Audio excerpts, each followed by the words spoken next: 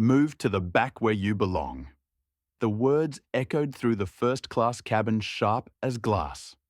13-year-old Jasmine Harper froze, clutching her backpack, while whispers rippled among the passengers. Her heart pounded as the flight attendant's finger pointed like an accusation. Phones lifted. No one spoke. No one helped. And then the cockpit door opened. A tall black man in a crisp captain's uniform stepped out, eyes locking on the terrified girl. "That's my daughter," he said, his voice low but thunderous. In that instant, the balance of power shifted, and every silent bystander knew this flight would never take off the same way again. Are you Team Jasmine, or do you think there's more to this story? Hit that like button. If you believe everyone deserves respect, regardless of how they look, and subscribe, because this story will change how you see the world. Trust me, you won't want to miss what happens next. Now let's rewind and see how a simple flight turned into a moment that exposed the ugly truth about discrimination. Jasmine Harper had been counting down the days. 3 months, that's how long it had been since she had seen her father, Marcus. He was always flying somewhere, always working. But he'd promised her this trip New York City, just the two of them. A whole week of Broadway shows, Central Park picnics, and her favorite thing in the world, time with Dad. At 13, Jasmine was bright-eyed and full of hope. Her natural hair was twisted into neat braids that fell past her shoulders, adorned with purple beads that clicked softly when she moved. She wore her favorite purple hoodie, the one with the small embroidered butterfly on the chest, comfortable jeans, and spotless white sneakers. On her back was a designer backpack, a gift from her father for her last birthday. Deep navy with leather trim. Atlanta's Hartsfield-Jackson Airport buzzed with the usual chaos. Families dragged rolling suitcases. Business travelers typed furiously on laptops while speedwalking. Announcements echoed through the terminals. Jasmine navigated it all with the confidence of a girl who'd flown alone before.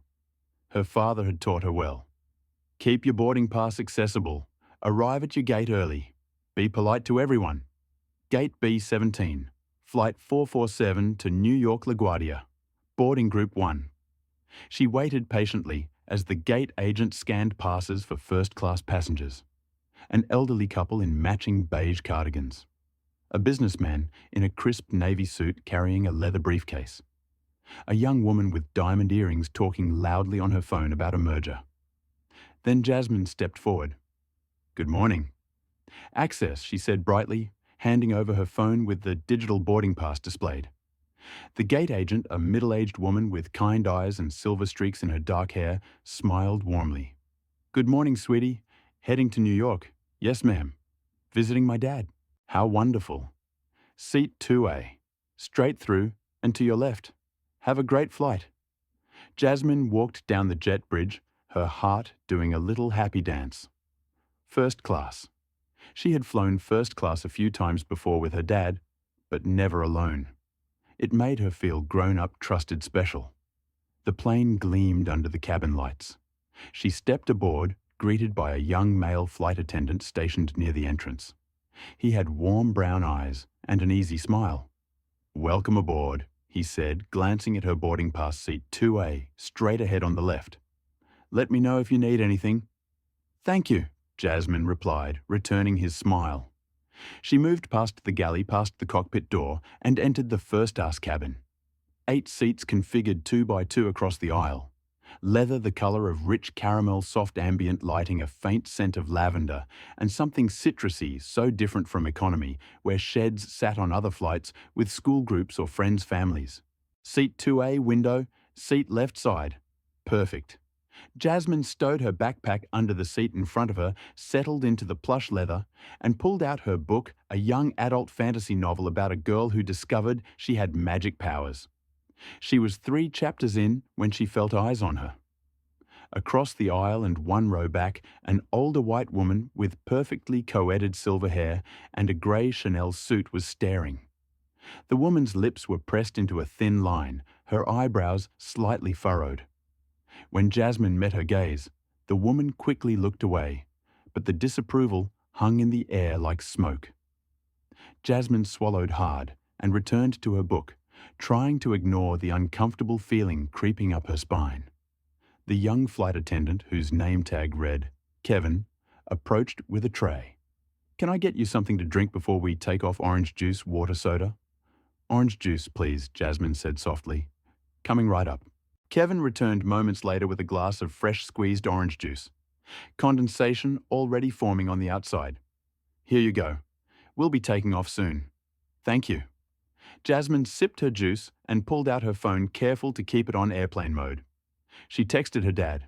"Just boarded." "See you soon, Dad." "Love you." 3 dots appeared immediately. "Love you too, Jazz. Can't wait. Have a smooth flight." She smiled, tucked her phone into her pocket, and looked out the window. Baggage handlers loaded suitcases, a fuel truck pulled away. Ground crew in neon vests signaled to each other.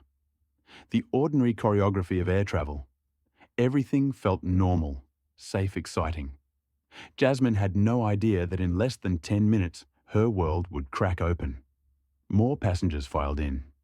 A man in his 50s with slicked back hair and a Rolex settled into 1B. A woman around 40 dripping in gold jewelry took 3A. The silver-haired woman in the Chanel suit, now identified by her passport as Martha, sat in 3C, periodically glancing at Jasmine with that same tight-lipped expression. The cabin filled with the quiet murmur of polite conversation, the rustle of newspapers, the click of seat belts. Jasmine opened her book again, losing herself in the story of the girl who could control fire. Then she heard the voice, sharp-clipped, authoritative. "Excuse me, young lady." Jasmine looked up. Victoria Cross stood in the aisle, one hand resting on the seat back, the other holding a tablet. She was 35, impeccably put together blonde hair, pulled into a flawless French twist makeup, applied with precision, neutral eyeshadow, sharp-winged eyeliner, coral lipstick. Her navy blue uniform was crisp, not a wrinkle in sight. The silk scarf at her neck tied in a perfect knot. Her name badge gleamed. Victoria Cross, Senior Flight Attendant. She had been with the airline for 10 years. 10 years of serving passengers, maintaining order, ensuring protocols were followed. She took pride in her cabin, especially first class.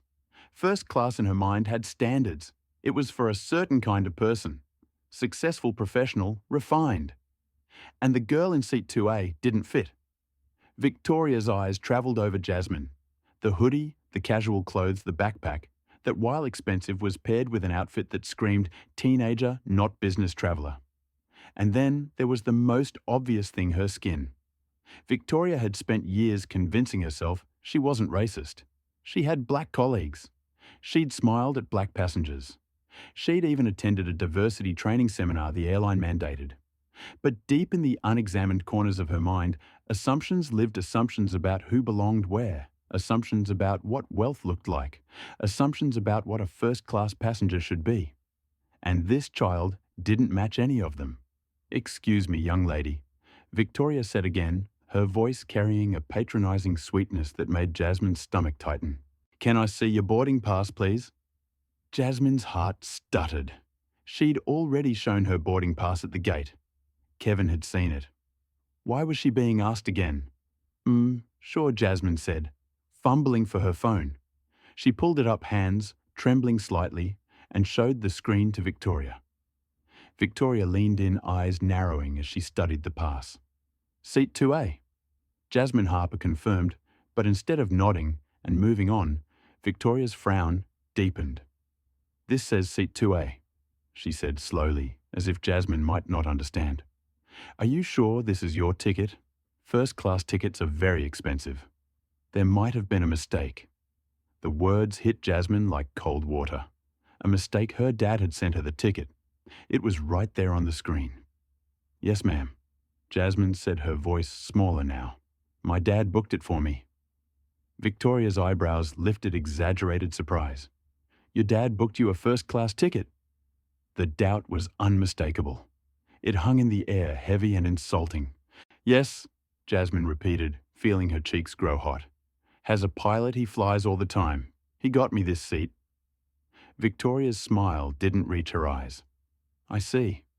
Well, sweetheart, let me just verify this with the gate. Sometimes there are errors in the system, and I'd hate for you to be uncomfortable if you're supposed to be somewhere else." Just wait here for a moment, but my ticket is right, Jasmine protested weakly. It says 2A. Victoria waved a dismissive hand. I'm sure it's fine, honey, but I need to double check. Airline policy. You understand? She walked away, tablet in hand. Heading toward the galley, Jasmine sat frozen, her book forgotten in her lap. Around her, the other passengers had gone quiet. She could feel their eyes. The man in 1B glanced over his newspaper. The woman in 3A paused mid-email. Martha in 3C shook her head slowly, a look of grim satisfaction on her face. Jasmine wanted to disappear, wanted to shrink into the seat and vanish. She had done nothing wrong. Nothing. But suddenly, she felt like a criminal. Kevin walked past his eyes, meeting Jasmine's for a brief second. She saw something there. Sympathy, maybe regret, but he didn't stop. Didn't say anything. Just kept walking. Minutes crawled by. Other passengers continued boarding, filling the remaining seats in economy. Jasmine heard laughter from the back of the plane. Normal conversation, the sounds of people excited to travel. Here in first class, there was only tension. Victoria returned her expression stony. She stopped directly in front of Jasmine, towering over her arms crossed. I've checked with the gate, she announced, loud enough for nearby passengers to hear. There's no record of a child's first-class ticket under your name. I'm going to need you to gather your belongings and move to economy. Jasmine's throat closed. What? No, that's wrong. My ticket is valid. My dad, Marcus Harper. He bought this seat for me. You can call him. Victoria's jaw tightened. Sweetheart, I don't have time to call anyone. We need to prepare for departure. Please collect your things and move to the back of the plane now. But I didn't do anything wrong. Jasmine whispered, tears pricking her eyes. I didn't say you did. Victoria replied coolly. But this seat is for paying first-class passengers, and there's been a mistake. You need to move. The man in 1B cleared his throat loudly. Excuse me? Can we get this resolved? We're already behind schedule. A woman's voice from across the aisle. Honestly, this is why there are protocols. Martha leaned forward, her voice dripping with false concern. Dear, if you can't afford the seat, there's no shame in economy. It's perfectly comfortable. Jasmine felt the walls closing in. Every face, every voice pressing down on her. The message was clear. You don't belong here. She stood on shaky legs, reaching for her backpack. Her vision blurred with unshed tears. She wouldn't cry. Not here. Not in front of these people. Where should I go? She asked, her voice breaking. Victoria pointed toward the rear of the plane. All the way back. Find an empty seat in economy. Jasmine slung her backpack over her shoulder and stepped into the aisle. The walk toward economy felt endless. Passengers stared as she passed. A little boy pointed. His mother shushed him but didn't look away. Through the galley, past row 10, row 15, 20, 30, all the way to the back, where the bathrooms were, where the engine noise was loudest, where the seats didn't recline as far. She found an empty seat in row 38, the second to last row, slid into the window seat, stuffed her backpack under the seat in front of her, and finally let the tears come. She pulled her hood up, turned her face to the window, and sobbed silently.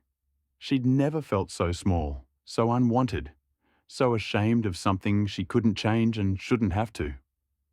Her skin. Jasmine pressed her forehead against the cool plastic of the window, her breath fogging the surface. Outside, the world continued its normal rhythm. A plane taxied past. Ground crew waved orange batons. Birds circled overhead, unbothered by human cruelty. Inside, she felt like she was drowning. Her fingers trembled as she pulled out her phone, desperate to text her dad to tell him what happened, to hear him say it would be okay. But what would she even say? That she'd been kicked out of her seat, that people had stared at her like she was a thief, that a flight attendant had humiliated her in front of everyone. Shame burned hotter than anger. Maybe she had done something wrong. Maybe she shouldn't have worn a hoodie. Maybe she should have dressed up more, looked more like she belonged. No. She shook her head, fresh tears spilling. Dad always told her she was enough just as she was, that she didn't have to prove anything to anyone. But right now, that felt like a lie. Up in first class, Victoria smoothed her uniform and returned to her duties as if nothing had happened. She refreshed drinks, checked seatbelts, smiled her professional smile. Inside, she felt a small twist of discomfort, but she pushed it away. She had done the right thing, maintained standards, followed protocol. Kevin stood in the galley, gripping the counter. His knuckles white, had seen everything, heard everything, and had done nothing. He thought of his own younger sister, just 14, who looked up to him. What would she think if she knew Head stayed silent while a child was humiliated? But speaking up meant going against a senior flight attendant. It meant risking his job. It meant confrontation. So had chosen safety over justice. And the guilt was already eating him alive. The passenger in seat 1B, whose name was George Whitman, 52, CEO of a regional marketing firm, adjusted his reading glasses and tried to focus on his Wall Street Journal, but the words blurred. Head heard the exchange. Heard the girl insist her ticket was valid. Heard the tremor in her voice. He said nothing. Worse, Head complained about the delay. His daughter was 13 too. Brown-haired, brown-eyed, full of dreams. If someone had treated her that way, he'd have gone to war. But this wasn't his daughter. This was someone else's child. And it was easier to look away. Linda Chen, 48, in seat 3A, tapped her manicured nails against her phone case, uncomfortable but unwilling to examine why. She considered herself progressive. She donated to charities. She voted for the right candidates. But when it came down to it, when injustice unfolded right in front of her, Shed stayed silent because speaking up was inconvenient, because it might cause a scene, because it was easier to let someone else handle it. Martha, in her Chanel suit, felt a flicker of something she refused to name. It wasn't guilt. Couldn't be. She'd simply observed a situation being handled. That girl clearly didn't belong in first class. Young, dressed so casually, and well, there was the obvious issue. Martha had grown up in a different time, she told herself. Things were different then, but the truth was she had carried those old prejudices forward, wrapped them in politeness, and called it discernment. The plane filled completely. A flight attendant in the back, Sarah, 26, with kind eyes and a ready smile, noticed Jasmine hunched in her seat hood, up face hidden. Something about the scene didn't sit right. Sarah had seen the girl board, seen her walk through first class like she belonged there. And now, here she was, tucked away in the very back, trying to make herself invisible. Sarah approached gently. "Hey there, sweetie. Are you okay? Can I get you anything?" Jasmine shook her head without looking up. "I'm fine." "Are you sure you look upset?" I said, "I'm fine." Jasmine repeated her voice, muffled by her sleeve. Sarah hesitated, then placed a gentle hand on the seat back. "If you need anything at all, you just press that call button." "Okay, I'm Sarah. I'm here for you." Jasmine nodded, still not looking up. Sarah walked away troubled. She caught Malik, a fellow flight attendant, near the galley. "Something's wrong," she whispered. "That girl in 38A, she's crying, and I could have sworn I saw her in first class earlier." Malik, 30 years old, thoughtful and observant, glanced toward the back of the plane. "You think Victoria moved her?" Sarah bit her lip. Maybe, but why? Malik's expression darkened. "I've worked with Victoria for 3 years. I've seen her do this before. Questioned passengers of color, move them, always with some excuse about tickets or protocols. That's not okay," Sarah hissed. "No, it's not. But she's senior. She has connections. Who's going to believe us? Someone should say something and risk our jobs." Malik shook his head sadly. "I've got student loans, Sarah. I can't afford to lose this."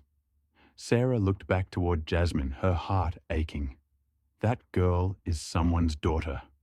"I know," Malik said quietly. "I know." The announcement came over the speakers. "Flight attendants prepare for departure." Victoria took her jump seat in first class. Satisfied with a job well done, Kevin sat in economy staring at his hands. Sarah and Malik exchanged a look that said everything and nothing, and Jasmine sat alone in the back, feeling smaller than she had ever felt in her life. The engines roared to life. The plane began to push back from the gate, and then something changed. The pilot's voice came through the speakers, warm and professional. "Good afternoon, ladies and gentlemen. This is your captain speaking. Welcome aboard Flight 447 to New York LaGuardia. I'm Captain Marcus Harper, and it'll be flying you safely to our destination today." Jasmine's head shot up. "Dad," her dad's voice. A tiny spark of hope flickered in her chest. Up in first class, Victoria was organising overhead bins when she heard the name Marcus Harper. Harper, the same last name as the girl. A cold finger of doubt traced down her spine. But no, it couldn't be. Coincidence. Lots of people had the same last name. She shook it off, but the doubt lingered. The cockpit door opened. Captain Marcus Harper stepped into the cabin, his presence commanding without effort. 42 years old, 6 feet 1 in tall, with deep brown skin and close-cropped hair just beginning to grey at the temples. His captain's uniform was immaculate. Navy jacket with 4 gold stripes on the sleeves, crisp white shirt, black tie pilot's wings gleaming on his chest. He carried himself with the quiet confidence of someone who'd earned every mile he'd flown. 20 years in aviation, thousands of hours in the cockpit, a safety record that was spotless respect from every colleague who knew him, and a fierce, unshakable love for his daughter. Marcus had been looking forward to this flight for weeks. His schedule had been brutal lately. International routes, red-eyes layovers in cities where he barely saw daylight, but had specifically requested this flight because Jasmine would be on board. His supervisor had smiled knowingly and approved it. "Going to surprise you, kid?" Shed asked. "Something like that," Marcus had replied with a grin. Had arranged for Jasmine to have seat 2A right up front where he could peek out during boarding and see her reading or looking out the window. Where she'd be comfortable and safe, where he could know, even while flying the plane, that his baby girl was close. Now, as he stepped into first class, he scanned the seats with a father's instinct. 1. A businessman with newspaper. 1B CEO type already asleep. 2. A empty. Marcus frowned. 2B empty. 3A. Woman on phone. 3C. Older lady with a book. No Jasmine. His heartbeat quickened, but he stayed calm. Maybe she'd gone to the bathroom. Maybe Shed switched seats for some reason. He caught Victoria's eye. She was standing near the galley tablet in hand, looking polished and professional. "Excuse me?" Marcus said, his voice even but firm. "I'm looking for the passenger in seat 2A. A young girl, 13 years old. Jasmine Harper. Have you seen her?" Victoria's stomach dropped like a stone. Harper. Jasmine Harper. Captain Marcus Harper. Oh, God. Her face went pale. Her mouth opened, but no sound came out. Marcus stepped closer, his eyes searching hers. "Mom, I asked you a question. Where is my daughter?" The cabin, which had been filled with quiet chatter, fell silent. Every passenger turned to look. Victoria's mind raced. She tried to form words, tried to find a way to explain, but her thoughts were a tangled mess of panic and dread. She there was... Victoria stammered. "Where is she?" Marcus' voice didn't rise, but the authority in it was absolute. Victoria swallowed hard. There was a misunderstanding about her ticket. "I thought I needed to verify." So I asked her to move to economy. The temperature in the cabin seemed to drop 10 degrees. Marcus stared at her. And in that stare was a lifetime of having to prove himself, of being questioned, of being doubted because of the colour of his skin. And now his daughter had endured the same. "You moved my daughter to economy," he repeated, each word precise. "Why, I thought there was an error in the system," Victoria said quickly. "I was trying to follow protocol. Did you check her boarding pass?" "Yes, but was it valid?" "It appeared to be, but I needed to verify. With whom did you call the gate?" "Did you check the manifest?" Victoria's silence was answer enough. Marcus took a slow breath, fighting to keep his composure. "So you saw a valid ticket and you still removed her from her assigned seat. What made you think there was an error?" Victoria looked down, unable to meet his eyes. "Look at me," Marcus commanded softly. She did, tears already forming. "What made you think there was an error?" he asked again. "I don't know," she whispered. But they both knew. Everyone in that cabin knew. "Before we continue, I need to ask you something. Do you think Victoria made an honest mistake? Or was this discrimination? Comment number 1 if you believe racial bias played a role here. Hit that like button if you think Captain Harper has every right to be furious, and subscribe because this story gets even more powerful. You need to see how this ends. Now, what do you think happens when Marcus finds his daughter in the back of the plane? Will she be okay? Will this change anything? Keep watching. Marcus didn't wait for more explanations. He turned and walked swiftly toward economy, his long strides eating up the distance through the galley, past business class, into economy. Passengers looked up surprised to see the captain moving through the cabin with such purpose. Row 10, 20, 30. And then he saw her. Row 38. A hood-up face turned to the window, shoulders hunched. His heart shattered. Jazz. Jasmine's head whipped around. Dad. In an instant, she was unbuckling her seatbelt, stumbling into the aisle, and Marcus was there, wrapping his arms around her, pulling her close. She buried her face in his chest and sobbed. Not quiet tears, not controlled sniffles, full heaving sobs that shook her whole body.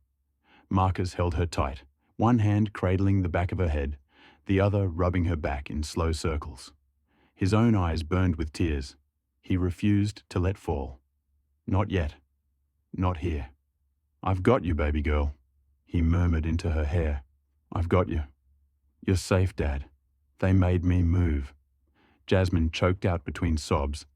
I showed her my ticket, and she said I didn't belong there. Everyone was staring. They all thought I was lying. Marcus closed his eyes, pain lancing through him. I know, sweetheart. I know, and am so sorry this happened to you. I didn't do anything wrong. She cried. You didn't. Not a single thing. This is not on you, Jazz. Do you hear me? This is not your fault. Then why did she do it? Why did she look at me like that? Marcus pulled back just enough to cup her face in his hands, thumbs wiping away her tears. Because some people carry ugly things in their hearts. Because prejudice is real and it's cruel. But that's their failure, not yours. Jasmine's lip trembled. I felt so small, Dad. Like I wasn't good enough. You are more than good enough. You are brilliant and kind and strong. You are my daughter, and I am so proud of you. She nodded, trying to believe him, trying to let his words rebuild what had been torn down. Marcus glanced up and saw Victoria standing at the edge of economy, pale and trembling. Kevin stood beside her, looking sick. Sarah and Malik watched from a distance, eyes wide. Other passengers had turned in their seats watching the scene unfold. Some looked curious, some looked uncomfortable. A few looked ashamed. Marcus stood keeping one arm around Jasmine's shoulders. He addressed Victoria loud enough for those nearby to hear. You humiliated my daughter. You saw a young black girl in first class and assumed she didn't belong. You didn't verify with the gate. You didn't check the manifest. You made a judgment based on how she looked. Do you understand what you've done? Victoria's voice was barely a whisper. I'm sorry. Sorry doesn't undo the damage. My daughter will remember this day for the rest of her life. Shall remember being told she didn't belong. Shall remember the stares, the whispers, the shame. Because of your bias, a passenger, a black woman in her 40s sitting in row 35, stood up. Captain, I saw what happened. That flight attendant was out of line. Your daughter did nothing wrong. A man across the aisle nodded. I saw it too. It was wrong. Marcus nodded his thanks. I appreciate you speaking up. I wish more people had done so earlier. His gaze swept the cabin landing on those who stayed silent. George, the businessman from first class, had followed Marcus back. He stood in the aisle, now shame etched on his face. Captain, I owe you and your daughter an apology. I heard what was happening, and I said nothing. That was cowardly of me. Marcus studied him for a long moment. Yes, it was, but at least you're acknowledging it now. Martha appeared as well, her carefully composed expression cracking. Sorry, I was wrong to judge. More voices, more apologies, some genuine, some self-serving. Marcus held up a hand. Apologies are a start. But what matters is what you do next time. When you see injustice, you speak up. You don't look away. You don't stay comfortable while someone else suffers. He turned to Jasmine. Come on, baby. Let's get you back to your seat. My real seat, she asked, voice small. Your real seat, he confirmed. To a right where you belong. He took her hand, and together they walked back through the plane. This time, the walk felt different. Jasmine's head was still down, but her father's hand was warm and strong in hers. She wasn't alone. They reached first class. Marcus guided Jasmine to seat 2A. She sat down slowly as if testing whether she'd be allowed to stay. This is your seat, Marcus said firmly, looking around at the other passengers. My daughter's seat. Anyone have a problem with that silence? Good. He turned to Victoria, who stood frozen nearby. We're not done. Meet me in the galley now. Victoria nodded, eyes downcast, and followed him.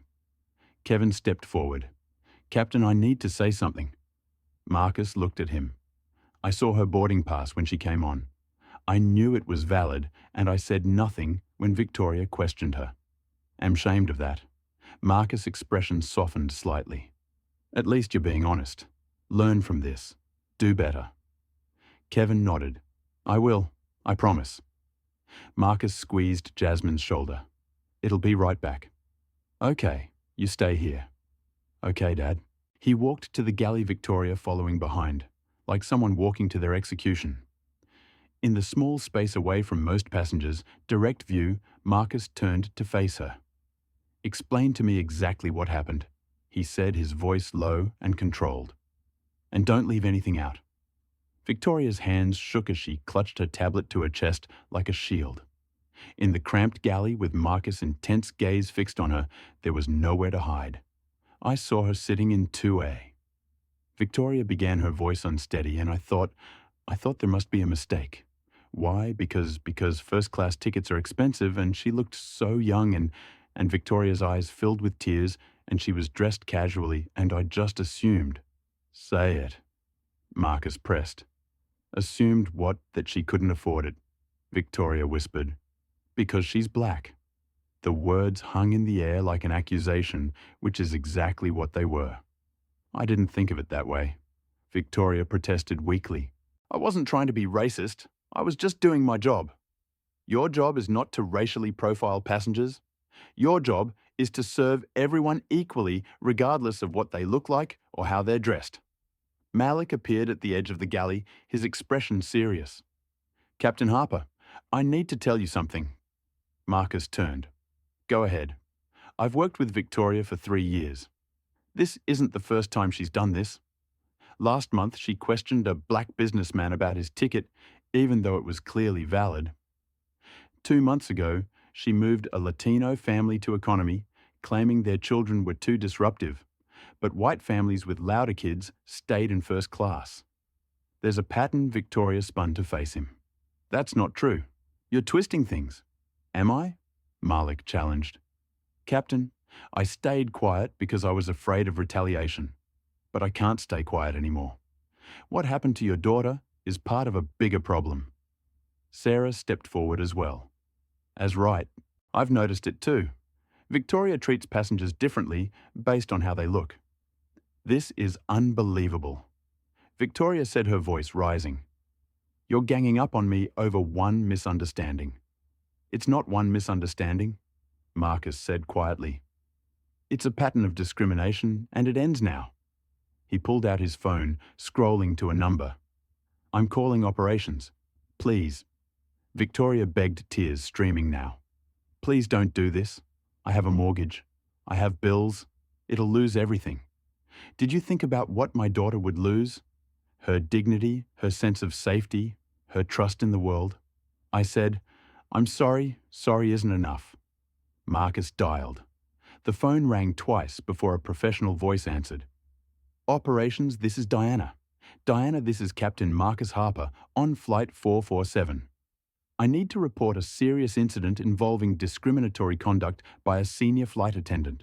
Am listening Captain Flight Attendant Victoria Cross employee ID 7423 removed my 13-year-old daughter from her assigned first-class seat based on racial profiling. The ticket was valid. I booked it myself. She had no legitimate reason to move her. And multiple crew members have now confirmed this is part of a pattern of discriminatory behaviour. Victoria made us sound like a wounded animal. Diana's voice was grave. Captain escalating this immediately. Can you hold yes? 30 seconds later, a different voice came on. Deeper, more authoritative. Captain Harper, this is Gerald Mitchell, VP of Flight Operations. I've just been briefed. First, I want to apologise on behalf of the airline for what your daughter experienced. Second, I want to assure you this will be investigated thoroughly. I appreciate that, but I need more than an investigation. I need action. My daughter was humiliated in front of a full cabin. She was told she didn't belong in a seat I paid for. This kind of behaviour is unacceptable, and if it's been happening repeatedly, that's a systemic failure. Agreed. We're suspending Miss Cross effective immediately pending a full review. Well, have a replacement flight attendant board before departure. Victoria gasped, leaning against the galley counter for support. Thank you, Marcus said. I also want to request mandatory amphibious training for all flight staff. Not just a checkbox exercise, but real meaningful education. And I want a clear reporting system so that when crew members witness discrimination, they can report it without fear of retaliation. Consider it done. And Captain, when you land, it'd like to meet with you and your daughter personally. We owe you both more than an apology. Well, talk then. Marcus ended the call. He looked at Victoria, who was openly crying now, mascara running down her cheeks. You're going to lose your job most likely. Marcus said, his voice not unkind, but firm. And that's hard. I don't take pleasure in that. But you made choices today. You chose to see a child and judge her unworthy based on her skin. You chose to humiliate her publicly. You chose to ignore your training and your duty. Actions have consequences. I have a family. Victoria sobbed. I have people depending on me. So do I. My daughter is depending on me to protect her, to teach her that she has value, that she deserves respect. How can I do that if there are no consequences? When she's mistreated, Victoria covered her face with her hands. The galley fell silent except for her quiet crying. Kevin spoke up, his voice thick with emotion. Captain, I should face consequences too. I saw what was happening, and I stayed quiet. Marcus turned to him. You'll have to live with that. Use it to be better. When you see injustice, speak up every time. No exceptions. I will. I swear. The aircraft door opened. A supervisor, an older black woman with silver locks and a no-nonsense expression, boarded along with a younger flight attendant carrying a small bag. Captain Harper, the supervisor said, extending her hand. I'm Brenda Washington, Operations Supervisor. I'm here to escort Miss Cross off the aircraft. This is Amy Chen. She'll be covering the first-class cabin for this flight. Marcus shook her hand. Thank you for responding so quickly. Brenda turned to Victoria. Victoria, I need you to gather your personal items and come with me. Victoria, still crying, fumbled with her locker, pulling out her purse. She removed her silk scarf, her name badge laying them on the counter with shaking hands. I'm sorry, she whispered one more time. No one responded. Brenda gently but firmly guided her off the plane. Amy, a petite woman with kind eyes and a warm smile, approached Marcus. Captain, I'm so sorry about what happened to your daughter. I promise. It'll make sure she has the best flight possible. Thank you, Amy. I appreciate that. Marcus returned to first class, where Jasmine sat quietly, eyes, red fingers twisted together in her lap. He knelt beside her seat. It's handled, Jazz. She's been removed from the flight. You're safe. Jasmine nodded, but her expression was still haunted. Is she going to get fired? Probably. Good, Jasmine said with a fierceness that surprised them both. Marcus smiled sadly. You have a right to be angry. I am angry and sad and confused. How could she just look at me and decide I was a problem? Because prejudice doesn't need a reason. It just needs an excuse. Amy approached with a warm bottle of water and a kind smile. Hi, Jasmine. I'm Amy. I'm going to be taking care of first class today. If you need anything, and I mean anything, you just let me know. Okay. Jasmine managed a small smile. Okay, thank you. Marcus stood. I need to get back to the cockpit. We're already delayed, but Jazz, you're going to be okay. Amy's here and right there. He pointed to the cockpit door. Just on the other side of that door. Okay, Dad. He kissed the top of her head. I love you more than anything in this world. I love you too. As Marcus walked back toward the cockpit, several passengers caught his eye. George stood. Captain, thank you for standing up for your daughter. I should have done the same. Martha approached as well, pulling a small card from her purse. I wrote this for her. She handed Marcus a handwritten note. He glanced at it. I am sorry for my silence. You belong here. Stay strong. Marcus nodded. Give it to her yourself. She needs to hear it from you. Martha walked to Jasmine's seat, her usual confidence replaced with humility. Jasmine, I owe you an apology. I was wrong to judge you. You belong in this seat just as much as anyone else. I'm truly sorry. Jasmine looked up at her, searching her face for sincerity. Finding it, she nodded. Thank you. Martha handed her the card. Be proud of who you are. Don't let anyone make you feel small. Jasmine took the card, her eyes welling up again, but this time not entirely from sadness.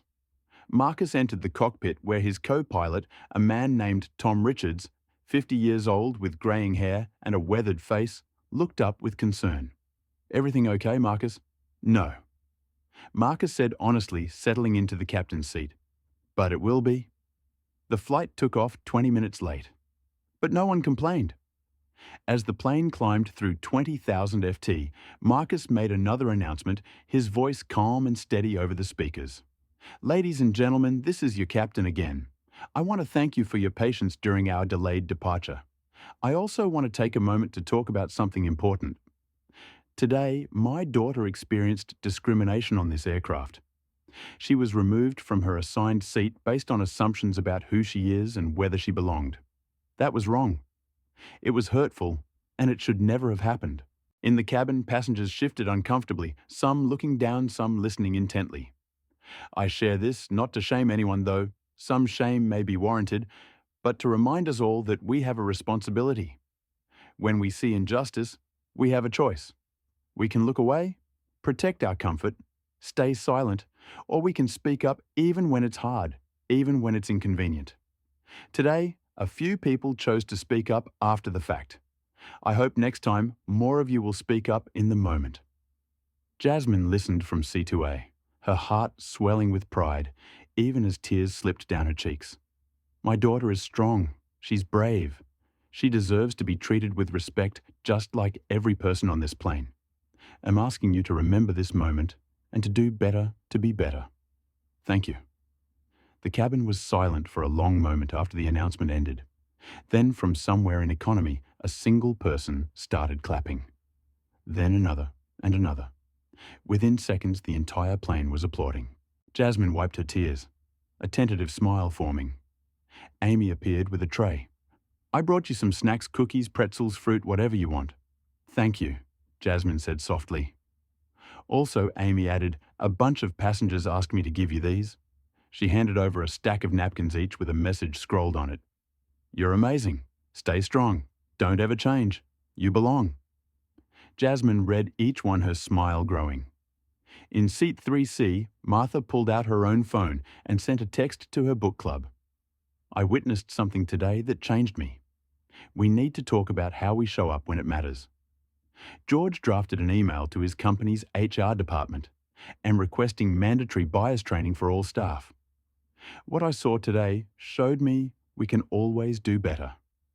Kevin stood in the galley watching Jasmine and made himself a promise. Never again would he stay silent. Malik and Sarah exchanged a look of relief. They'd spoken up, they'd done the right thing, and the sky hadn't fallen. Meanwhile, in a small office at the airport, Victoria sat across from Brenda and a union representative facing the reality of her actions. You violated our code of conduct. Brenda said, her voice not unkind, but unyielding. You discriminated against a passenger based on her race. Multiple witnesses have confirmed this, and it's been documented as part of a pattern. Victoria stared at her hands. I didn't mean to be racist. Intent doesn't erase impact. Brenda replied, that child was harmed. Her father, a respected captain, had to watch his daughter be humiliated. Other passengers witnessed it. This isn't something we can overlook. Am I being fired? The investigation is ongoing, but yes, termination is the likely outcome. Victoria's face crumpled. What am I supposed to do now? Brenda leaned forward. You learn. You reflect. You do the hard work of examining your biases. And maybe someday, you become someone who fights against the kind of harm you caused today instead of perpetuating it. Back on the plane, the flight continued smoothly. Marcus and Tom worked in easy tandem navigating airways and weather, communicating with air traffic control. But Marcus' mind was partly with his daughter. Tom, he said during a quiet moment, can I ask you something? Of course. Have you ever had to explain to your kids that the world might judge them unfairly because of how they look? Tom, who was white, was quiet for a moment. No, I haven't. And I'm realizing now what a privilege that is. Marcus nodded. I've had to have that conversation with Jazz more times than I can count. How to behave if she's stopped by police. How to stay calm when people follow her in stores. How to prove she belongs in spaces where her presence is questioned. She's 13. She shouldn't have to think about these things. You're right. She shouldn't. But she does. And now this. Another lesson learned. Too soon. Tom glanced at his captain, his friend. For what it's worth, you handled that with more grace than I would have. It'd have been furious. Oh, I'm furious, Marcus said quietly. But fury alone doesn't protect her. Action does change does. They flew on, cutting through the sky at $500 motorbikes, carrying hundreds of people each with their own stories, their own lessons to learn. An hour into the flight, Amy knocked gently on seat 2A. Jasmine, there's someone in row 15 who'd like to meet you. She said she's a civil rights attorney and wanted to give you her card. Jasmine looked uncertain. Me, you come on. I'll walk with you. They walked back to row 15, where a black woman in her late 30s with natural hair, styled in elegant twists and intelligent eyes, smiled warmly. Hi, Jasmine. I'm Kesha Monroe. I couldn't help but overhear what happened earlier and your father's announcement. I wanted to give you this. She handed over a business card. If you or your family ever need support, legal advice, or just someone to talk to who understands, please reach out. Jasmine took the card, reading it. You're a lawyer. I specialize in civil rights cases. Discrimination, harassment, wrongful termination. I fight for people who've been treated unfairly. That's really cool. Kesha smiled. What happened to you today was wrong. But the way you held yourself, the way your father stood up for you, that's powerful. Don't let this experience define you. Let it inform you. Use it to be strong to help others. I will, Jasmine said, her voice steadier now. Good. And remember, you belong wherever you choose to be. Don't ever let anyone tell you different. Jasmine returned to first class feeling lighter. The flight continued. Time passed. New York grew closer. Marcus made another announcement. Ladies and gentlemen, we're beginning our descent into LaGuardia. Weather is clear. Temperature is 62 degrees. We should be on the ground in about 15 minutes. Flight attendants, please prepare the cabin for landing. Jasmine looked out the window, watching the city come into view. Buildings, bridges, parks, a whole world below. A world that could be cruel, but also a world that could change. She thought about Victoria, now unemployed, hopefully learning. She thought about Kevin, Sarah, and Malik finding their courage. She thought about the passengers who'd apologized, who clapped, who written messages on napkins, and she thought about her dad flying the plane, protecting her, loving her fiercely. The wheels touched down with a gentle bump. The engines roared into reverse thrust. The plane slowed. They were in New York. LaGuardia Airport gleamed in the afternoon sun as the plane taxied to the gate. Passengers gathered their belongings, stretching stiff limbs, checking phones that had been silenced during flight. In first class, Jasmine carefully folded the napkin messages and tucked them into her backpack alongside Kesha's business card and Martha's note. Small tokens, but they mattered. Amy appeared one last time. Jasmine, it was an honor to serve you today. You're an incredible young lady. Thank you for being so nice to me. That's not being nice. That's being decent. It should be the standard, not the exception. The plane stopped at the gate. The seatbelt sign dinged off. Marcus emerged from the cockpit, still in uniform, and came directly to Jasmine. Ready she stood, slinging her backpack over her shoulder. Ready. They walked off the plane together, hand in hand. Passengers stepped aside, some nodding respectfully, others averting their eyes in lingering shame. At the gate, Brenda Washington waited with another man, tall and silver-haired, in an expensive suit. Captain Harper Jasmine, Brenda said. This is Gerald Mitchell, VP of Flight Operations. Gerald extended his hand first to Marcus, then to Jasmine. I owe you both an apology. What happened on that flight should never have occurred. We failed you. Marcus shook his hand, but didn't let him off easy. Words are a start. What happens next? We've already begun a comprehensive review of our policies and training. Victoria Cross has been terminated. We're implementing mandatory bias training for all employees, not just flight staff, but gate agents, supervisors, everyone. And we're creating an anonymous reporting system so employees can flag discriminatory behaviour without fear. Good. But don't stop there. Hire diverse leadership. Listen to your employees of colour. Make accountability real, not just a policy on paper. Agreed. And I'd like to invite you to join our advisory board on diversity and inclusion. We need voices like yours, Marcus considered. He'll think about it right now. My focus is my daughter. Gerald turned to Jasmine. I'm so sorry for what you experienced. You deserved better. Well, do better. Jasmine nodded, not quite ready to forgive the institution, even if individuals within it were trying. Brenda handed Marcus an envelope. This is a formal apology letter from the airline, along with a full refund for both tickets and a travel voucher. It doesn't undo the harm, but we want to make some form of amends. Marcus tucked it into his jacket pocket without opening it. Thank you. As they walked through the terminal, Jasmine said, Dad, do you think Victoria will change? I don't know, baby. I hope so. People can change if they're willing to do the work. But that's on her, not us. I almost feel bad that she lost her job. Marcus stopped kneeling down to look his daughter in the eye. Jazz, you have a kind heart, but you don't need to carry guilt for the consequences of someone else's actions. She made a choice. She hurt you. Facing consequences is how people learn. You feeling bad doesn't help her grow. You taking care of yourself? That's what matters. Jasmine hugged him tight. I love you, Dad. I love you more. They took a taxi to Marcus' apartment in Manhattan, a cozy 2-bedroom in Hell's Kitchen with a view of the city lights. Home. That evening, Marcus cooked Jasmine's favourite meal. Spaghetti with homemade marinara garlic bread and a Caesar salad. They ate at the small dining table, talking about everything and nothing. How are you really feeling? Marcus asked over dinner. Jasmine twirled spaghetti on her fork, thinking sad, angry, but also, I don't know, stronger. Like I survived something hard, and I'm still here.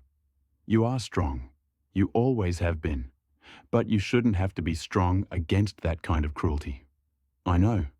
But maybe it matters that I can be. Maybe other kids who go through this will see that they can survive it too. Marcus' eyes filled with pride. When did you get so wise? She grinned. I learned from the best. Later that night, Jasmine sat at the desk in the guest room, now hers, whenever she visited, and opened her laptop. She had an assignment due for English class in 2 weeks, a personal narrative essay. She stared at the blank document for a long moment. Then she began to type. Flight 447. That's what the boarding pass said, just a number, just a flight. But for me, it became the day I learned what it feels like to be told you don't belong. The words poured out the fear, the shame, the the confusion, the anger, but also the love of her father, the support of strangers, the small acts of courage. She wrote for 2 hours straight, her fingers flying over the keys.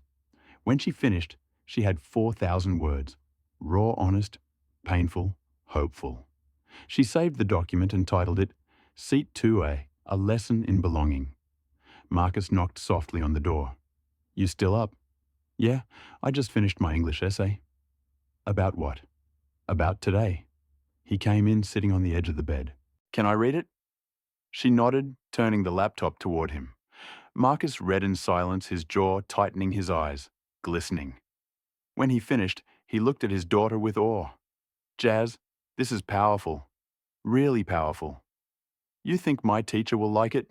I think anyone who reads this will be moved. You took something painful and turned it into something meaningful. I want to submit it to a writing contest.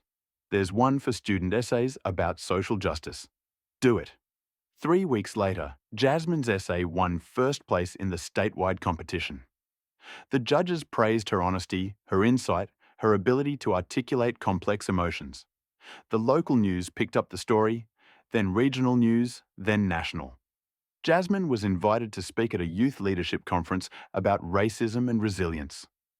Standing on that stage in front of 300 teenagers, Jasmine felt her hands shake. But then she saw her dad in the front row, smiling, giving her a thumbs up. She took a breath and began.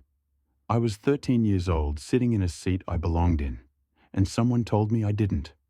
But I learned something important that day. Belonging isn't about permission from others. It's about knowing your worth." The room was silent, every eye on her. I could have let that experience make me small, make me doubt myself, but instead am choosing to let it make me stronger, to let it teach me empathy, to let it fuel my fight for justice. Applause erupted. She continued, her voice steady. "Now, if you've ever been told you don't belong, I want you to know you do. Your voice matters. Your presence matters. Your existence is not up for debate. And if you've ever witnessed someone being treated unfairly and stayed quiet, I'm asking you speak up next time. Your silence can hurt as much as their words, but your voice, your courage, can change everything." Standing ovation. Marcus wiped tears from his eyes, his heart so full it hurt. After the conference, reporters clustered around Jasmine asking questions. "What do you want people to learn from your story?" "That change starts with each of us. We can't wait for someone else to fix things. We have to be willing to speak up, to stand up, to do the work." "What would you say to Victoria Cross, the flight attendant?" Jasmine paused. Considering he'd say, "I hope she's learning. I hope she's growing. And I hope she uses what happened to become someone who fights against racism instead of perpetuating it. Do you forgive her? I'm working on it. Forgiveness is a process, but I won't forget. We can't forget, or we'll keep making the same mistakes."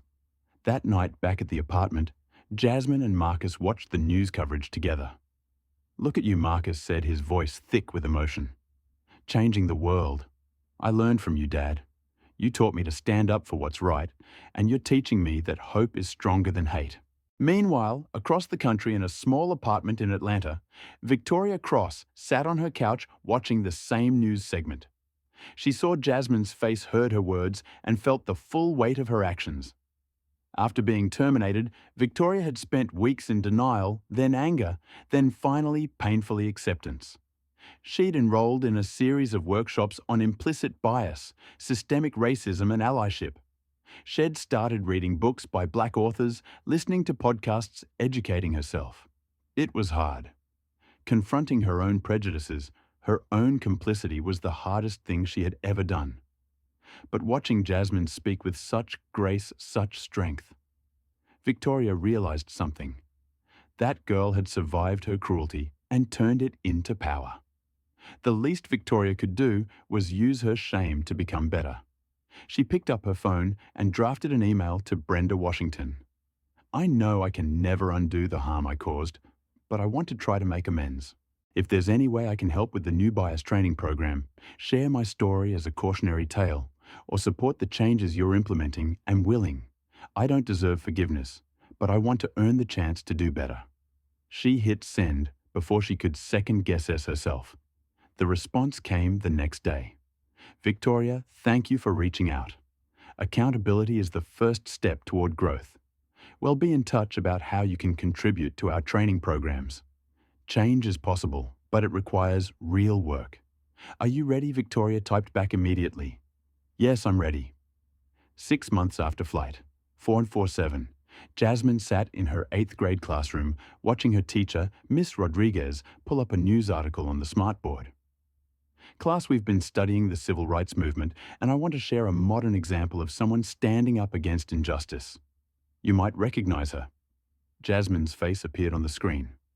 A photo from the Youth Leadership Conference. Her classmates turned to stare mouths open. Jasmine, would you be willing to share your experience with the class? Miss Rodriguez asked gently. Jasmine felt her cheeks warm, but she nodded and stood. She told the story, not sparing the painful parts, but also highlighting the moments of hope. Her classmates listened, rapt. When she finished, a boy named Marcus coincidentally raised his hand. Did things actually change because of what happened to you? Yeah. Jasmine said the airline changed their training. Victoria lost her job but is working to educate others now. And I get messages almost every day from people saying my story helped them speak up when they saw discrimination. A girl named Alicia asked, "Are you scared to fly now sometimes? But my dad always says fear is valid, but it shouldn't stop us from living. So I keep flying. I keep taking up space because if I hide, they win." After class, several students approached Jasmine. "You're really brave." One said, "Can I follow you on social media?" Another asked, "Will you speak at our school assembly?" A third requested. Jasmine agreed to the assembly. The following month, she stood in front of her entire school, 600 students and staff, and shared her story again. Principal Thompson, a black woman in her 50s who fought her own battles with discrimination, introduced her. Jasmine Harper is a reminder that age doesn't determine impact. Her courage sparked real change. Let's listen and learn. Jasmine spoke for 20 minutes, her voice clear and strong. When she finished, the gym erupted in applause, but more importantly, conversation started. Students talked about their own experiences with racism. Teachers acknowledged ways the school could do better. The Student Council proposed a diversity and inclusion committee. Change small but real began. Marcus, watching from the back of the gym, felt a bittersweet pride. His daughter shouldn't have to be this strong, this brave. But since the world demanded it, he was grateful she rose to meet it. That evening, Marcus received a call from Gerald Mitchell.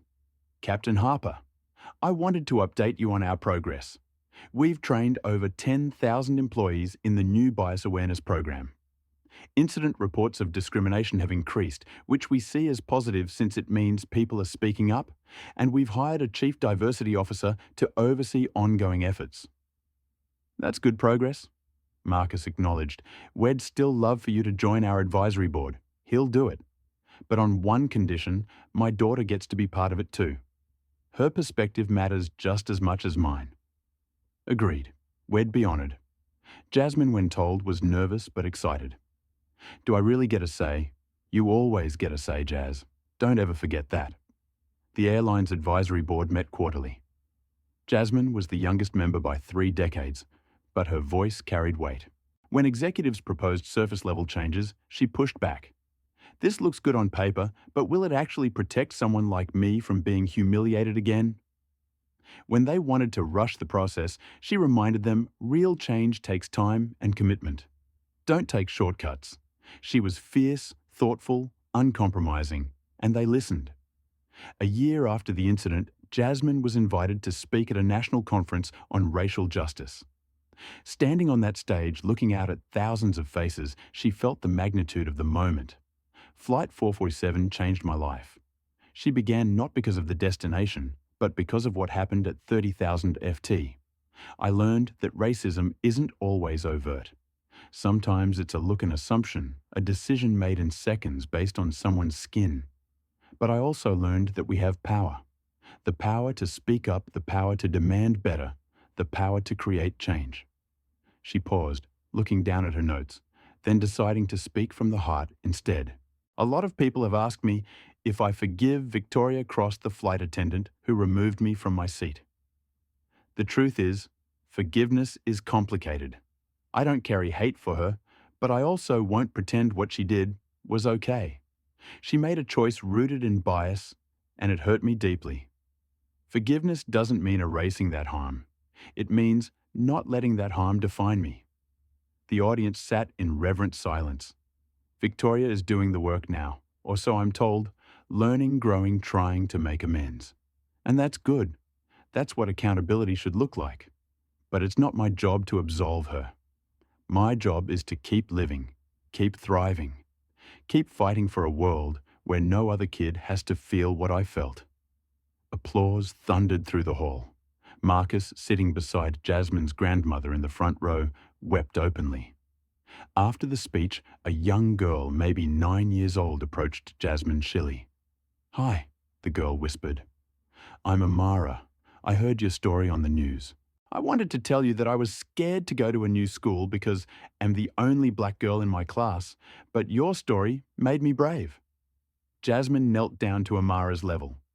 "You are brave just by being yourself. Don't let anyone make you feel small." "Okay." Amara nodded, eyes shining. "Okay, thank you." Watching them, Marcus realized this was the ripple effect. One girl's pain transformed into purpose, inspiring others to stand tall. That night, Jasmine posted on social media something she did rarely, but purposefully. "1 year ago today, I sat in seat 2A and was told I didn't belong. Today, I'm here to tell you you belong. Wherever you are, whatever space you're in, if you earned your seat, you belong. Don't let anyone take that from you." The post went viral. Hundreds of thousands of shares, millions of views, comments poured in. "Thank you for your courage. You inspired me to speak up at work when I saw discrimination. I'm a teacher, and I shared your story with my students. You're changing lives, but also inevitably some negativity. You're making this about race when it was just a mistake. Stop playing the victim. This wouldn't have happened if you dressed appropriately." Jasmine read those comments, felt the sting, but didn't let them silence her. She replied to one, "Examining bias isn't playing the victim. It's demanding accountability, and my clothes don't determine my worth." Marcus saw the comments too and asked, "How do you handle the hate?"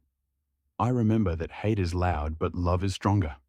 For every mean comment, there are 100 kind ones. I focus on the people I'm helping, not the people trying to tear me down. You're wiser than most adults I know." She grinned. "I had a good teacher." 2 years after the incident, Jasmine was 15, confident and clear on her path. She wanted to study law like Kesha Monroe and fight for justice.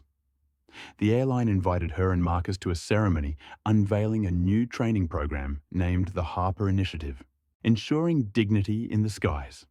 Jasmine spoke at the event poised in a navy blue dress, her natural hair styled in elegant twists. "This program isn't about me. It's about every person who's been misjudged, underestimated, or discriminated against. It's about making sure that what happened to me doesn't keep happening to others. Thank you for doing this work. But remember, a program is only as good as the people who implement it. Stay committed. Stay accountable." The room of airline executives, many of whom had initially resisted change, stood and applauded. After the ceremony, Victoria Cross approached hesitantly. Jasmine hadn't seen her since that day. Victoria looked different, older maybe, or just more aware. Her eyes held a sadness that hadn't been there before. "Jasmine," she said quietly, "I don't expect you to talk to me. But I wanted to say in person that I'm sorry. I was wrong. What I did to you was cruel and unjust. And I've spent every day since trying to understand why I made that choice and how to be better." Jasmine studied her for a long moment. "Thank you for saying that, and I'm glad you're doing the work. But you should know your apology doesn't erase what happened. I still remember how I felt that day. How small, how ashamed. I've worked hard not to carry that, but it's still part of my story." "I know," Victoria whispered, "and am so sorry. I hope you keep learning And I hope you use what you've learned to help other people see their biases before they hurt someone. I will. I promise. They didn't hug, didn't exchange numbers, but there was a moment of shared humanity acknowledgement that people can fail and still choose to grow. Marcus watched from across the room, his heart aching with pride for his daughter's grace and strength. That night, back in their hotel room, Jasmine and Marcus ordered room service and watched a movie, something light and funny. During a quiet moment, Jasmine said, "Dad, do you think the world is getting better?" Marcus considered the question carefully. "I think the world is what we make it.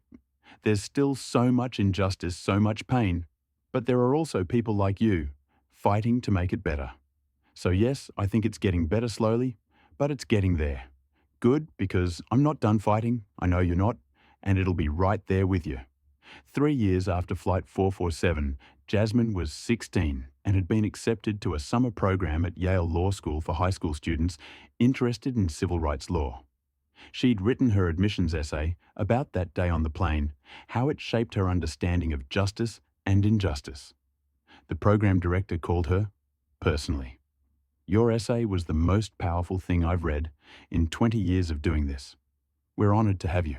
At Yale, Jasmine met other young activist students who'd faced their own battles with discrimination and were determined to change the world. She found her people, her community, her purpose. And every time she flew to Connecticut, she booked Seed 2A. Not because she had to, but because it mattered. It was a statement, a reclamation, a reminder. She belonged. Marcus flew her there personally whenever his schedule allowed, proud beyond measure, on one such flight. As they cruised at 35,000 FT, Marcus left the cockpit briefly to check on her. "How you doing, Jazz?" She looked up from her law textbook and smiled. "Good, Dad. Really good." He kissed the top of her head. "I'm proud of you every single day. I'm proud of us. Yeah, us." As Marcus returned to the cockpit, he thought about that day 3 years ago. The pain, the anger, the fear, but also the love, the courage, the change. His daughter had taken her pain and turned it into power, and in doing so, Shed made the skies a little more just. Now, let me ask you, what did you take away from Jasmine's story? Have you ever witnessed discrimination and stayed silent? Or did you speak up, comment below, and share your experience? If this story moved, you hit that like button to spread awareness. Subscribe so you don't miss more powerful true stories that need to be told. And please share this with someone who needs to hear it. Whether you're someone who's faced discrimination or someone learning to be a better ally, this message matters. Thank you for watching, for listening, and for being part of the change. Remember, we all have a seat at the table. The question is, will you help others claim theirs? Until next time, stay brave, stay kind, and keep fighting for justice. This is more than a story. It's a movement, and it starts with you. Jasmine's story teaches us that discrimination doesn't always wear a hood or burn a cross. Sometimes it wears a uniform and a smile. It lives in assumptions about who belongs where based on skin color. It thrives in silence when good people choose comfort over courage. But this story also shows us that change is possible when we refuse to accept injustice as normal. Marcus didn't just defend his daughter. He demanded systemic change. Jasmine didn't just survive humiliation. She transformed it into a movement. Victoria's termination wasn't about revenge, but accountability, proving that actions have consequences. The passengers who apologized late learned that silence is complicity. Kevin, Sarah, and Malik discovered their voices matter. Most importantly, we learned that belonging isn't granted by others. It's claimed by knowing your worth. Every person has a responsibility to speak up when they witness injustice, even when it's uncomfortable. Real change requires more than awareness. It demands action, accountability, and the courage to examine our own biases. Jasmine claimed Seat 2A, not just for herself, but for every child who's been told they don't belong.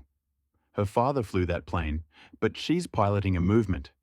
The question is, will you be a bystander or an ally?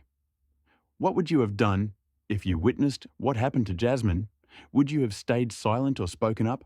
Drop a comment below and be honest with yourself.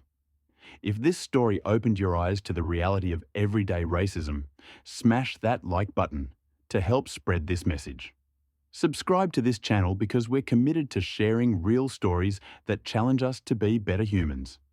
Share this video with your family friends, co-workers, anyone who needs to understand that discrimination isn't just history. It's happening right now on planes and stores, in schools everywhere. Thank you for watching, for listening, and for caring enough to be part of the solution.